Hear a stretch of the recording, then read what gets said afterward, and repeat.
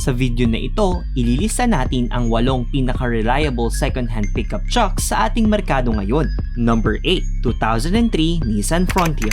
Mas kilala sa pangalang Nissan Navara, ang Nissan Frontier ay unang lumabas noong 1985 na unang ibinenta sa Australia, Amerika, Asia, Europe at South Africa. Sa ibang parte ng Amerika ay kilala din ito sa pangalang Nissan MP300 at mayroon na itong 3 generation hanggang sa ngayon. Mas magaan ng konti ang kaya mong ikarga dito dahil ang maximum payload capacity nito ay aabot lamang sa 500 kilos. Pero sa kabila nito ay isa ito sa kilalang pinakamatibay na pickup truck sa merkado ng iba't ibang bansa. Mayroon itong base engine na 3.3 liters, V6, single overhead cam, 180 horsepower at 4,800 RPM. Available din ito sa 4x4 at 4x2 driving options, crew cab design, at maaari ka ring pumili mula sa manual at automatic transmissions nito. Kung medyo nagtitipid ka sa budget ay siguradong pasok ito sa panlasa mo dahil ang 2003 Nissan Frontier ay maaari mong mabili sa average na second-hand price na 200,000 pesos. Number 7,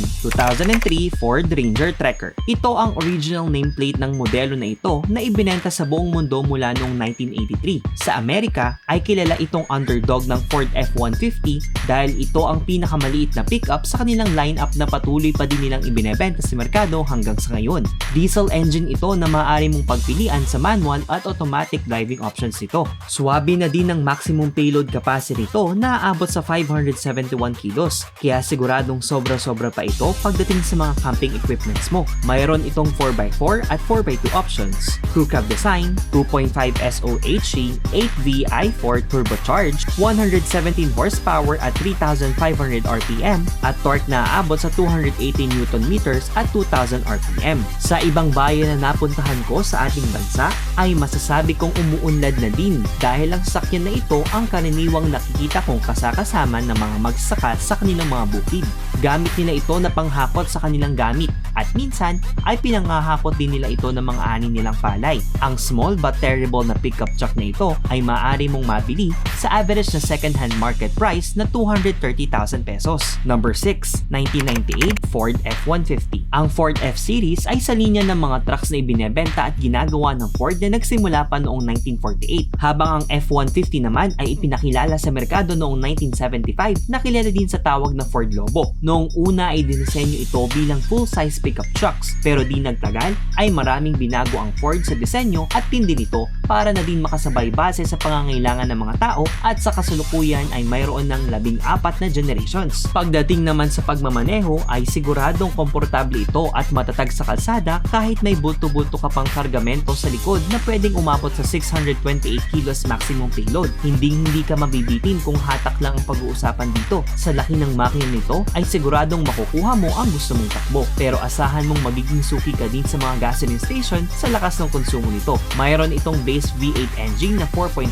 liter, 220 horsepower at 4,500 RPM. Available din ito sa 4x4 at 4x2 variant at maaari ka ding makapili sa automatic at manual driving transmissions options ito. Medyo masikip naman ito kumpara sa iba dahil sa single cab design nito. Ang 1998 Ford F-150 ay maaari mong mabili sa average na second-hand market price na 350,000 pesos. Number 5, 2010 Photon Blizzard. Bagamat gawang China, ang Photon Blizzard ay hindi naman nagpatalo sa reliability. Unang lumabas bilang SUV, ang Photon Blizzard ay nagkaroon na ng maraming pagbabago para makuha nilang makipagsabayan sa pangangailangan ng mga tao sa merkado. Sa ngayon ay mas kilala ito sa ibang bansa sa pangalang Photon SUP o Sport Utility Pickup Truck. Bagamat bago sa merkado ay hindi naman ito magpapatalo sa kanyang mga kalaban lalo na sa presyo, pero hindi ibig sabihin nun ay malaking sacrifice na ang performance nito. Sa katunayan ay mayroon itong maximum payload capacity na aabot sa 1,000 kilos. Available ito sa 4x4 at 4x2 driving options, crew cab design na may makinang 2.8 liter turbo diesel engine na maaaring hinango mula sa makina ng Isuzu 4JB 1T 4-cylinder, direct injection at 5-speed manual transmission. Mayroon itong 92 horsepower at torque na abot sa 202 Nm at 3,000 RPM. At dahil dyan, ang 2010 Photon Blizzard ay maaaring mapasayo sa average na second-hand market price na 230,000 pesos. Number 4, 2016 Mitsubishi Strada. Ito ay isang compact pickup truck na unang kinilala sa pangalang Mitsubishi Triton sa international market at Mitsubishi Forte naman sa bansang Japan. Hanggang sa umabot ito sa taong 1991 ay napalitan na ang pangalan nito bilang Mitsubishi Strada. Mayroon itong crew cab design, 2.5 liter, 4D56 diesel engine na kayang tumulak hanggang 178 horsepower at 4,000 RPM at torque na 400 Nm at 2,000 RPM. Maaari ka ding mamili sa manual at automatic transmissions, 4x2 at 4x4 options. Swabe ang interior nito dahil medyo mas modelo at bago ito kumpara sa iba nating binanggit kanina. Kung kargahan lamang ang pag-uusapan, hindi rin ito magpapatalo dahil sa maximum payload capacity nito na aabot sa 980 kilos. Kilala ang modelong ito sa ating bansa na umabot na sa 5 generation hanggang sa ngayon. Sa sobrang kasikatan nito, ang unang 3 henerasyon nito ay bumenta ng 2.8 million units sa buong mundo. Medyo mabigat lamang ito sa bulsa kumpara sa iba dahil ang average na second-hand price nito ay aabot sa presyong 750,000 pesos. Number 3, 2013 Isuzu D-Max. Basta pickup at diesel ay siguradong hindi magpapahuli ang Isuzu sa usapan. Unang lumabas ito noong 2002 na madali namang bumenta sa buong mundo dahil kilala ang Isuzu pagdating sa tibay at performance. Ito ay may crew cab design, 3-liter diesel turbo 4 engine, 130 kilowatts of power at 380 Nm na torque. Available ito sa 4x2 at 4x4 driving options, automatic at manual transmissions, at payload capacity na abot sa 750 kilos. Ang unang modelo nito ay hinango mula sa Chevrolet Colorado na nabigyan ng ibang pangalan gaya ng Holden Rodeo at Holden Colorado. Mayroon na itong 3 generations sa merkado at patuloy pa din ang pamamayagpag nito sa ating mga kalsada. Swabe na ang interiors nito, pero syempre ang mga unang modelo ng Isuzu na ito ay kilala na mayroong medyo maingay na makina, pero hindi naman yun makaka-apekto sa performance ng sasakyan mo.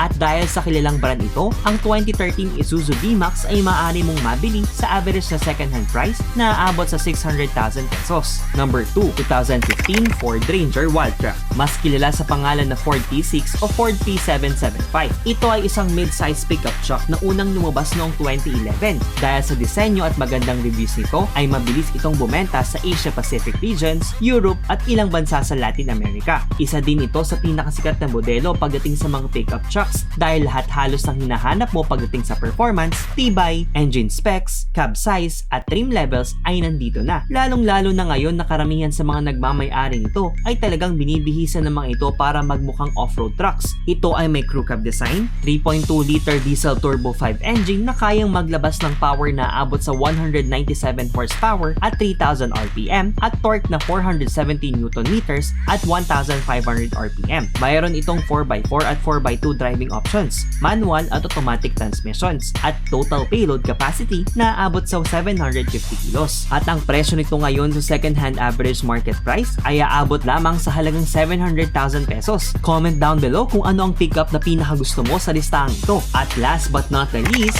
number 1, 2003 Toyota Hilux. Marahil sa ating listahan ngayon ay ito na ang maituturing na kalaban ng Mitsubishi Strada, ang Toyota Hilux. Isa itong compact size pickup truck na unang lumabas noong 1968 at mabilis na bumenta sa North America. Ito ay isang crew cab design pickup truck. May 3-liter diesel engine, 163 horsepower at 3,400 RPM at torque na 343 at 1,600 RPM. Available din ito sa 4x4 at 4x2 driving options, automatic at manual transmission na may total payload capacity na aabot sa 700 kilos. Mayroon na itong 8 generations hanggang sa ngayon at kasalukuyang namamayagpag ang sales nito sa buong mundo. Dahil sa pagtangkilik ng mga tao sa modelong ito ay nagkaroon din ng ibang version nito sa ibang bansa. Naglabas ang Toyota ng camper version nito na tinawag nilang Toyota Trekker upang mapagbigyan ang kahilingan ng kanilang mga taga-suporta. Sa mga bansa sa Middle East ay madalas mo itong makikita sa kalsada bilang panghakot ng mga kumpanya at pang-deliver sa kanilang mga kagamitan. Isang patunay na talagang maaasahan ng modelo na ito pagdating sa tibay at performance. Ang Toyota Hilux 2003 ay maaari mong mabili ngayon sa average na second-hand market price na 200 to 350,000 pesos. Mag-like at subscribe na for more contents na katulad dito. Meron din kaming mga products at merch. Yung links nasa description.